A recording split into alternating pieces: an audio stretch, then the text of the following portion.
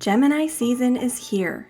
This astrological season offers you the opportunity to embrace learning and new experiences with the help of your crystals. Gemini season goes from approximately May 21st through June 21st. The symbol of this sign is the twins, and its ruling planet is Mercury. This planet is associated with cleverness, communication, disagreement, intellect, logic, memory, mental blocks, perception, sarcasm, science, and technology. Gemini is a mutable sign, meaning that it's open to change and related to adaptation, intuition, and acceptance. The corresponding element for Gemini is the air element, which is all about change, new beginnings, and intellect.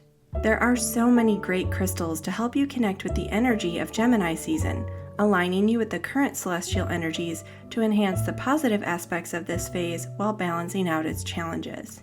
These crystals include things like Moss Agate, clear Apophyllite, Azurite, chrysocolla, rainbow fluorite, hematite, lapis lazuli, muscovite mica, rainbow moonstone, pumice, selenite, turquoise, and many more. You can find the complete list along with some helpful tips for working with these crystals over on this week's blog at loveandlightschool.com.